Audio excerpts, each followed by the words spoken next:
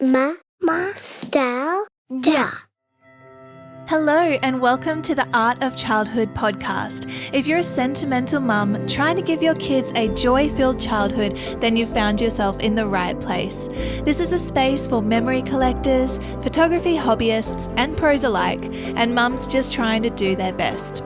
Here we will be talking about all things motherhood, as well as learning to create artful photos of our kids with our big girl cameras. So go ahead, get cozy and let's dive in. Hello and welcome to the Art of Childhood podcast. My name is Courts. I might as well introduce myself quickly here before we kind of really get into it. I am a mum of 2 with 1 on the way, so I guess 2 + 1 = 3. And I'm a bit of a camera enthusiast. I'm obsessed with taking photos of my kids, but I also am doing everything in my limited power to be able to give them as best of a childhood as absolute possible. So in this podcast, I really wanted to mix those 2 things together. So whether you have a camera and you love photographing your kids, or you want to learn, or you're just here to kind of find out a little bit more about creating that beautiful space for your kids to really thrive in their childhood, then you have found yourself in the right place. And hello and welcome. I'm so excited to have you here, my friend. I want to tell you a little bit about what Mamastalgia is, what it means, and what we're all doing here. So Mamastalgia, if you've never heard the word before, that's okay. It's because I made it up, but it's for nostalgic mums. So I'm really talking to the sentimental mums, the mums who don't want to forget anything from their kids' childhood and just really treasure the present moment. I feel like it's been so drummed into our generation as mums. I'm 30. Oh my gosh, I can't believe I'm 30. But all of the mums kind of in my mum generation, we are so told all the time, like, soak it in, soak up every moment. You know, you only get this age once and then they'll be walking. They'll only be walking once and then they'll be like off to college. It really gets dramatic very quickly, doesn't it? So I feel like we're so aware of how important the memories are that we're forming with our children, almost to a level that I don't know if any generation has really experienced this before, because actually comes with a lot of pressure, I feel like, as well. Anyway, that is a topic for another day, but I know that you are so aware of how beautiful and chaotic and crazy these younger years are with your children, or perhaps you have older children. That is totally cool too. I just find myself in that younger children category with a 4 and a 2-year-old. And I know a lot of mums who will always grab out their cameras and everything like that and snap photos of their kids all day long. You probably have tens and tens, hundreds even of thousands of photos on your phone of your kids. I see it all the time. I'll go down to the local fountain or the water park, and mums are photographing their kids in the water. Or, you'll go on a theme park and mums have their cameras out on their phones and they're snapping a photo. And we amass all these photos. And I just want to help people who really want to hone into that and not just have this mass amount of photos, all the quantity of photos, but I want to help mums really create intentional, artful photos of their kids and really just step that up a little notch if they're keen to do so. I know also a lot of mums who go out and they buy these cameras because they feel I'll photograph my kid and I'll get some beautiful professional looking photos of my kid that I can put up on my walls and be really proud of. How hard can it be?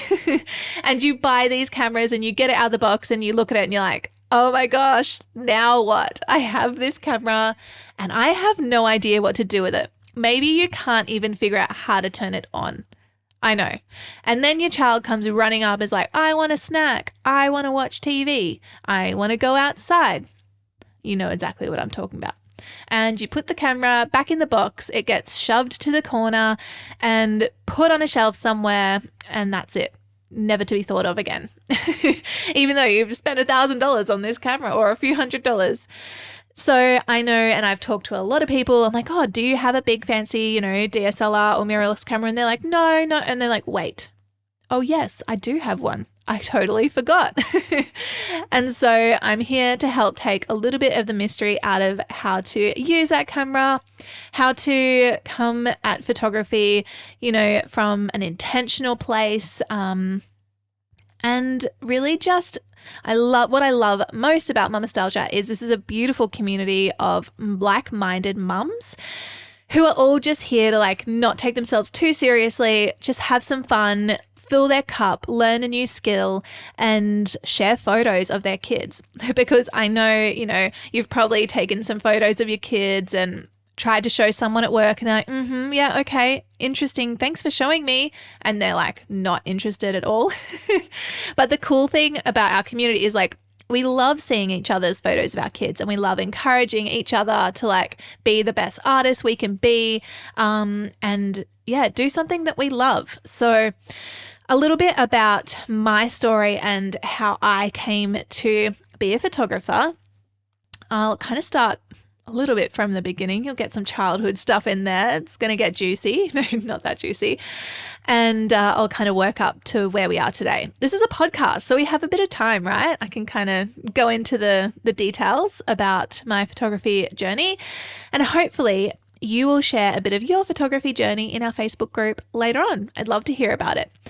So I would say I've always been interested in cameras and that kind of thing. Some of my early memories of family photographs was sitting around a table with my mum, and she had printed out all of these 4x6-inch photos from our family and our childhood. And I just remember her sticking them in this beautiful album. It was leather, and she'd write a meaningful little caption about what we were doing when that photo was taken. I would actually love to find that album. I'm sure it's around somewhere. I don't actually think the album ever got finished though. My mum did a great job at printing photos and putting them around the house. But I don't think that that particular album ever got finished. It was one of those nice albums that you only put the special photos in. So it didn't get finished, but that's okay. I'm excited to still find it maybe one day. But I do have very fond memories sitting and doing that with her. And then also when it came to Christmas time, I myself would start scrapbooking, and I printed out photos, of my cat and of the family. And I do a page for my parents and a page for my brother, and I used to love doing that too. So the photos always meant a lot to me. Even looking back at photos of myself as a child, I don't know, it makes me emotional. Just kind of thinking about, I don't know, I feel that kind of leads to that kind of inner child work. But I think it's really beautiful to stop and reflect back on your childhood every now and then and just kind of think how far you've come and, all that kind of thing. But before I get too deeply in that, maybe we can explore that in another episode, or I can just privately explore it with my counselor. Who knows? No, guys, I had a great childhood. It's fine. I also have memories of being at my auntie's place. I used to babysit my cousins when they were quite little. And I remember seeing she had this big, chunky, fancy DSLR camera that would sit by her computer. And I remember thinking oh my gosh, that thing looks amazing and really cool. And then also seeing the photos that she had on her wall, and they looked so professional. And I remember her telling me that she took them herself. It wasn't a professional photographer. And I was literally amazed. These were we lived near the beach at the time. So these were kind of photos on the beach. And I remember the colors being so soft and so beautiful, and a bit of breeze in my cousin's hair and all that kind of thing. These are the details. I can almost remember these photos quite vividly, even though it was I don't know, 20 years ago or something. And I always thought I would love to capture my family like that one day. Fast forward a little bit, I had a little point and shoot camera through high school. I'd always take photos with my friends. One of my friends even had an underwater camera, and oh my gosh, we would spend hours with that thing in the pool. That was so fun. And I'd love to find those photos too.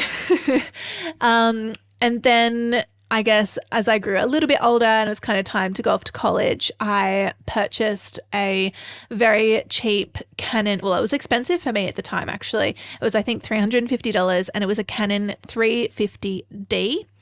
I can't remember what lens was on it, to be honest, but that's okay. And that was my first kind of proper DSLR camera. if you don't know what all this means, I might do a podcast about the different kinds of cameras out there.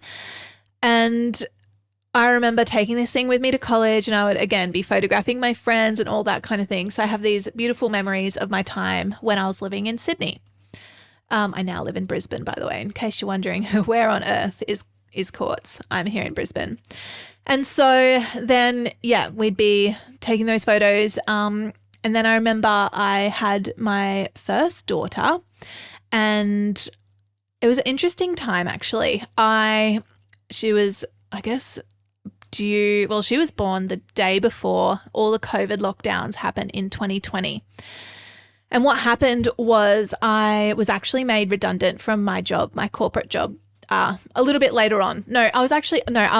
I take that back. That happened later on. Before that, I'd taken about a week of stress leave. My job was really, really, really stressful at the time. I was working 24/7, which honestly was probably my own lack of boundaries, but it was in like a mental health kind of call center. So it was pretty heavy. What I was exposed to. I was very pregnant. I was feeling really overworked. So I took about a week off of stress leave, probably the best thing I ever did, honestly.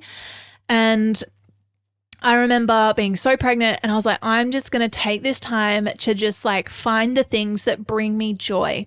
And so I went back to like my childhood a little bit, and I was like, I used to love being creative and painting and drawing and all that. So I like was doing some painting. I remember picking up that camera, snapping some photos. And I remember as a kid, actually, when I had that first DSLR camera, I would spend hours on Lightroom, which is the editing program for photos, hours and hours on Lightroom. And also, even younger than that, like 12 years old, I would sit and read about like using computer software to manipulate images and stuff. So I've just always been very drawn that way to like visual and like art and all that kind of thing. So I'd be checking this all out kind of on my stress leave, and I was like, oh, I really like this. I need to like make sure I get my camera back out and photograph my daughter when she's born. And so obviously then my daughter was born the day before COVID lockdown happened.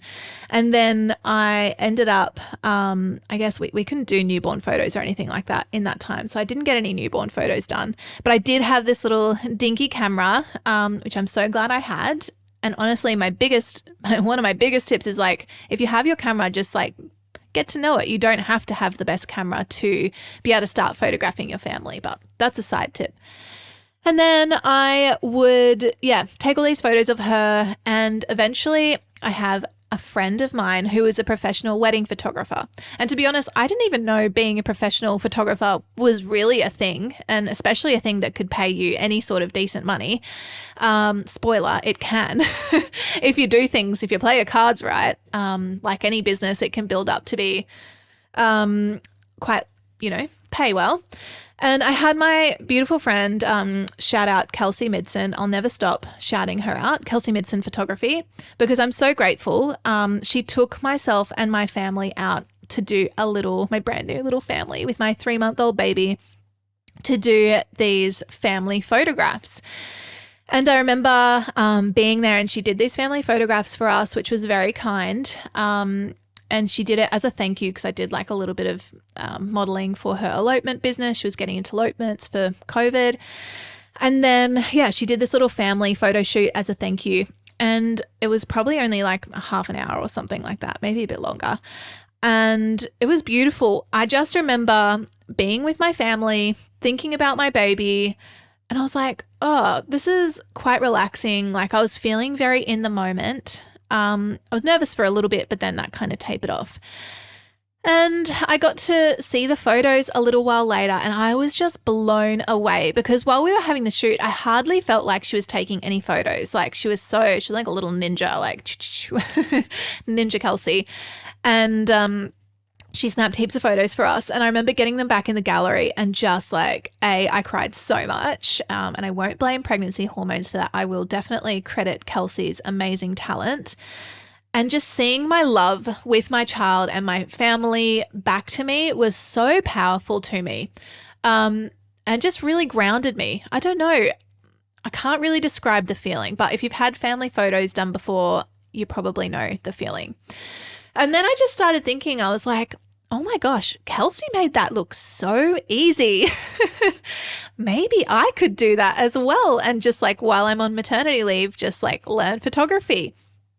And so Kelsey was so kind. She actually took me out. I expressed to Kelsey how interested I was in photography. And she took me out. She let me borrow one of her Canon 5D, I think it was a Mark III at the time. Had a 50mm lens on it, 1.4 aperture lens. And she took me out. It was one of her like professional grade cameras. She had 2 of them. So she was happy and lent me one of them, which was amazingly kind. Like seriously, I don't know many people that would lend out like their $4,000 gear to just anyone. So she took me out with my baby and we practiced photographing. She explained like a little bit about manual mode to me and shooting in manual and all that kind of thing. And then she brought me back to her house and we sat and edited the photos together. She showed me like what presets were and how to use them. And like I'd used Lightroom before, but let's just say I was using it definitely not efficiently or very well. She just did such an amazing job of showing me how to use Lightroom, how to choose a preset, all of that kind of thing. And then we sat and we edited the photos together. And then I was like watching her edit them and then she would like let me edit some. And that was really cool. And so I got some really good hands-on experience of how to, I guess, photograph from the beginning, like using your camera through to the end of like the end product. And I was hooked. I think not long after that, it must have been after that. I was made redundant from my job, which was crazy because I was on maternity leave and I thought I had the most secure job in the world. So I really felt like the rug was pulled out from underneath me. And something that is a trait of mine is I really like to use setbacks to like propel me forward. There's nothing that will light a fire underneath me than like you telling me I can't do something. Or like, you know, I wouldn't be very good at that. I'm like, well, now it's my life mission to prove you wrong. So I ended up going ahead and I hope this is okay, guys. I know this is a lot about my story, but we'll be diving into more practical episodes after this. I jumped ahead and the very next day, like I cried the whole day that I got made redundant. I was completely devastated. Like this job was my world. But honestly, it was such a blessing because I know if I had have gone back to that job, I would not have been the mother that I am today. And I know that that door closed for a reason. So it's okay, guys, but it was definitely a grieving process to get over that job. I'd been there for years and I loved it so much. Although, like I say, I loved it, but I was like on the brink of burnout all the time. So stressed, so tired all the time. So run ragged. But I did really love it. And so anyway, the very next day after I got made redundant, I'm like, I'm starting a photography business. So I did. I literally went in, I created the Blury Photography Instagram handle. I always thought it would be cool to have a photography business called Blury Photography because my last name is Blury and it's kind of ironic, like blurry photos. Get it? All the dads at all my sessions, like my family photo sessions are like, did you know your name is like Blury Photography? And we were like, what if we get blurry photos? I'm like, haha, yeah, that's the point. It's supposed to be a bit punny. So I went ahead, started my business. And then I just loved it. I built that business up and did really well. It was nice because it was over COVID. So, you know, we were getting like job seeker payments and stuff from the government. And I had really good space. I was on maternity leave, but I'd also been made redundant. So I had like a bit of money there to be able to get through and really just kind of build my skills and build my photography business. I would say it was slow going learning because after my little stint with Kelsey, she taught me so much. I guess the basics really though.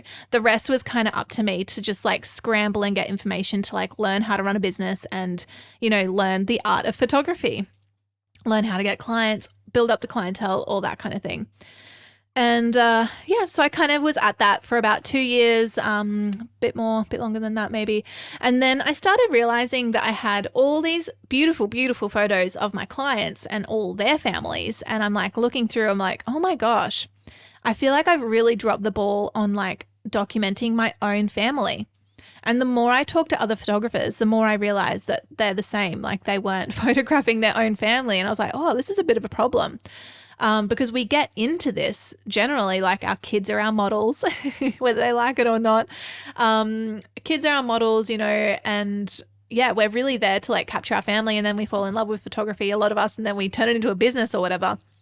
And so I remember being on holidays and I was like, I really want to be very much more intentional and I want to photograph my kids. And something that I thought that I had to do was every time I photographed my kids, they had to be in their like perfect outfits. They had to be like all color coordinated, kind of like my photography style and like my professional photography style that I'd do for my clients. I'd get them all in these beautiful outfits and in these beautiful locations, and the photos would look amazing. And then I thought, well, I actually just want to document my kids growing up. And I would start to do that. I would like get my camera out and just at random moments, like my daughter was wearing my dress and I was like, that's so cute. And so I'd get her to twirl around and, photograph her doing that. I don't even think I got her to twirl around. She was just doing it. And I was like, I love this more like observational photography style. You could call it like documentary photography style, where you're more just like observing what's going on and capturing that. And that's, I guess, it is actually where Mamastalgia started, because I got a website made from that day. I was like, I want to show just everyday mums who have a camera laying around. I want to show them how to create beautiful photos of their kids, and it doesn't have to be in a field. They don't have to be wearing coordinated clothes. Like, I want to see photos of the kids like cooking and making a mess, or like with dirt all over their faces because they're playing in the garden, or like helping out with the laundry and just doing everyday stuff, because I feel like they're the photos that I treasure the most from my own childhood. And yeah, I just want to help mums to be able to like slow down and be in the moment and capture those photos. So I guess that's a lot of like the origin story of how we came to be there. I know it was a bit of a long one, but I did want to share kind of that journey with you guys. And, it's a podcast, so I have the space to do that as opposed to like a 1-minute story on my Instagram stories. Hey mama, if you want to create heart-melting photos of your kids with your big fancy camera, but have no idea how to use the thing, I want to give you a free gift. I'm generous like that, okay? I have created a baby steps guide which will help you flip your camera into easy mode and begin photographing your kids right away. You can get it at mamastalgia.co/camera-babysteps-guide and download it free. So I guess what I've shared with you there is a little bit about, I guess, the origin story of how I found photography and made it such a big part of my life. It doesn't have to be as big a part of your life, by the way. Like, it can just be something that you do to fill your cup and document your kids. Hopefully it's something you really enjoy. And I think if you have a love of learning and all of that kind of thing, it really aligns well with that. But I guess that also like leans a little bit into my why and why I photograph my kids, as I just explained. So I think like for you listening, it would be great to have a little think about what is your why when you're photographing your kids. And if you haven't started using your fancy camera, like what is that why? And what is that reason that will actually help you to, overcome those little hurdles as you're learning and push through to be able to get those beautiful photographs that you love. It's really important to remember that. So I guess what you can kind of ask yourself in your mind a few of these questions, like what feelings do you want to preserve with your photographs? What stories are you wanting to tell? Are you wanting to just photograph your kids like looking their best, all dressed up, or just in the everyday moments as well? Again, there's no right answer, no wrong answer to that. It's just whatever you would like. Are you photographing for yourself to remember and cherish these beautiful, chaotic, crazy days that you're living in?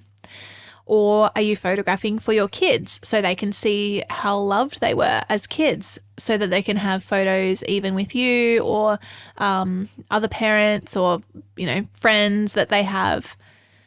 Or are you photographing for other mums to inspire them to document their own journeys? I guess that's a little bit of why I'm also creating the photos that I am, is for other mums. What impact do you want your photos to have on yourself personally, on other people? Are you hoping to, create tangible heirlooms or decorations for your home, things that can be passed down for generations and generations? It's so crazy, I think, that we're in this very tech world where everything is on a cloud and everything is like just files and pixels and all of that kind of thing. And it makes me wonder, like, are we going to be a forgotten generation that has no photos of ourselves or, anything like that? We're just kind of like these files. Maybe Facebook will live forever and we can always look back on our, have our lives looked back on that way. But who knows? I think it's a really beautiful way to be able to create heirlooms to be passed down through the generations. Even if you start to have a little think about, like, in a single sentence, what is your why? And I think, like I said, it can help get you through and inspire you. You could write it down, pop it, on your desk or something like that to remember why you photograph your kids. So I'd say if I had to boil my why down, I'd say, my camera artfully preserves the sacred wonder of my kids' childhood. And the photographs we make are a portal through which they may understand more deeply how loved they are. So that's a little like why for me. So the creative challenge for today is to get your camera out. Simple, right? Put it somewhere easy to get to, but not like too easy that your kids can like rip it off the shelf and break it. Charge the battery, shake off the dust, and start photographing your kids. It may not be perfect, but it'll be a start. I have actually something so exciting for you guys, which has now launched, and it is my Don't Say Cheese beginner photography course for mamas. So it is an online course which will take you all the way through photographing your kids, kind of similar to how I talked like with my friend Kelsey, and she showed me the settings. She talked to me about which camera to get. She went and taught me how to shoot in manual mode and edit my photos and where the best lighting was, everything like that. I have created a whole online course for you guys to be able to learn to use your camera. So if you're already at the point where you're like, let's just fast track this, like, Courtney, can you just show me what to do? Then you can go to mamastalgia.co/don't say cheese. So that's Mamastalgia, mamastalgia.co/don't, DONTSAYCHEESE. So head on over there if you're already ready to learn and you want to come on this journey with me. I'm so excited to be able to present that beautiful course to you. It's been a blood, sweat and tears, literally, to get that thing off the ground. But I've poured everything that I know, at least that's relevant for beginners, into that course. And so I can't wait to see all of you inside that course and that little community. But until then, please make sure, you check out our Facebook group, jump into there and let's start sharing our work with each other. Make sure that fancy camera is up on the shelf where you can see it and begin creating memories that you're just going to adore forever and ever. It's time for little reflections. We're going to do a little reflection at the end of some of our podcast episodes, and that's a chance for me to get my kids involved, or perhaps even, if I'm lucky, the kids of some of our guests, and reflect on the different topics that we've covered in the episode. So here we go. For our first little reflection, I'm going to be interviewing my daughter, Daisy. Okay. Daisy, I'm going to ask you a question and I want you to answer it, okay? Okay. So what's it like, Daisy, when Mummy shows you photos of you as a little baby? It's like we are having fun and it feels like something good mummies will do when it's a special time. Oh, so you like seeing photos of you being a baby? Yes, mummy. Okay. What's your favourite photo, Daisy, from you as a baby? My favourite photo is me at the lake. Oh, the one on our TV? Yes. Blury. Why do you like that photo, Daisy? Because it reminds me of me when I was little, taking photos with my mummy. Oh, it's the special times that we have taking photos, isn't it? Are you glad we do photos together? Yeah, me too. You too? All right, let's ask Dookie now. Hey, Duke, do you like having photos of baby Duke? Yes, our photos are baby Dukes. And what do you like about your baby photos? I like a baby photos. You like to see them, do you? Yes. And do you like to have photos made? Do you like when Mummy has a camera? Yes. What do you like about it? I don't know. I think that is it. What's that? I too. He's 2 years old. There you have it, folks. That is our little reflections for today. Thanks for listening to another episode of the Art of Childhood podcast. All the handy links mentioned in this episode are in the show notes. I would love it if you would leave an honest review on your chosen podcasting platform. And as my son says when I'm getting into a particularly delicious snack, sharing is caring. So make sure you send this episode to a friend who may enjoy it. Go on and make some beautiful memories with your family today, and I'll catch you next time.